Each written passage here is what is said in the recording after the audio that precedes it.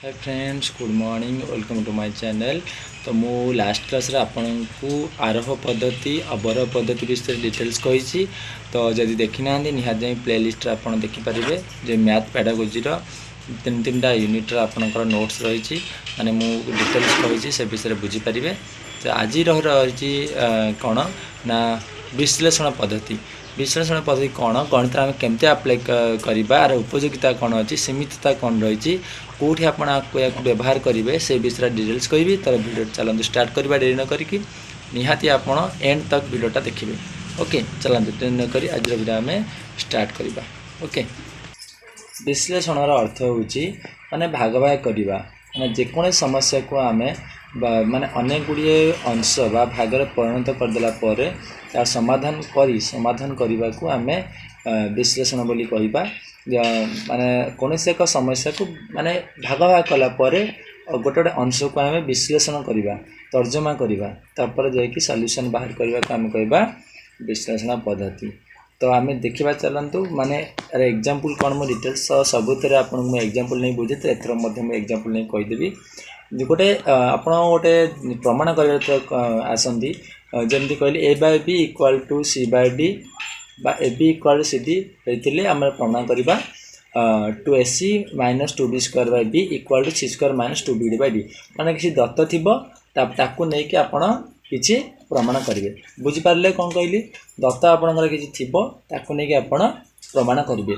यहाँ हूँ आपणकर क्वेश्चन रही एग्जांपल केमी देखते ताहले आपन जितेबाला कौट आसबे ना प्रमाण रू आरंभ करी माने शेष जोटा मनकर प्रमाण जोटा करने को आपणकर अच्छी जमी आम एलएचएस जहाँ थी नहीं आम आरएचएस करवा जमी थाए माने प्रमाण जहाँ थी आम से आसवा दत्त को माने मुझे एग्जांपलटा ये नहीं A by B equal to C by D हुए तेबे AC minus 2b square by B equal to C square minus 2bd by D एटा प्रमाण कर। मु आसबी कौटू प्रामाण्य आसबी माने AC minus 2b square by B equal to C square minus 2bd by D एवटू स्टार्ट करी पहुँची कौटी A by B equal to C by D. तेणु ये पहुँची गले ताहले मोर प्रमाणता कौन हो ठीक है जदि ताहले मु कवि यहाँ हूँ विश्लेषण पद्धति। ताहले विश्लेषण पद्धति कौन दत्तरू नुहे दत्त थी आम प्रमाण को सी दे दत्त आए प्रमाण यहाँ तुम प्रमाण कर आम से प्रमाण आम फेरिक आसवा दत्त को ताहले सेठी हम आमर विश्लेषण पद्धति। यार उपयोगिता कौन रही ना विश्लेषण तर्कसिद्ध पद्धति आम तर्क करी पद्धति को आम आगे नहीं पारिबा। शिक्षार्थी मन सन्देह दूरीभूत होता है सी जानी था जेहेतु प्रामाण्य मुझे आसली निश्चित भाव में दत्त पाखे पहुँची जीवी तार आते सन्देह रहा। शिक्षार्थी चिंता और प्रज्ञा शक्ति विकास साधन हो चिंता करे केमी कौ बाट गले मु दत्त पाखे पहुँची जीवी तेणु सी चिंता करे बाध्य हो पड़े। ये प्रमाण धारा आविष्कार कर एक पद्धति निहाती भाव में प्रामाण्य गोटे आविष्कार करेंगे दत्त तेणु यहाँ निहाती भाव से भाव में आविष्कार पद्धति। शिक्षण दीर्घस्थायी होता है थे आपड़ जब करके आसवे प्रमाण दत्त को आसीज प्रामाण्य तेल निहाती भाव में आपड़ा मन रबे भी आप भूलें ना दीर्घस्थायी होकर रही बुझीपारे।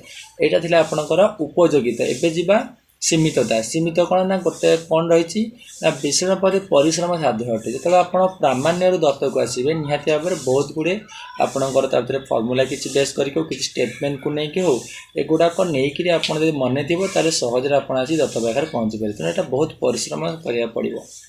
परोक्ष पद्धति कारण सीधा सड़क आम दत्तर प्रामाण्य को जाता सीधा सड़क पद्धति परोक्ष पद्धति माने आपण उल्टा आसवे कौन प्रमाण कर जाउछंदी सेठू आपण दत्त को आसवे।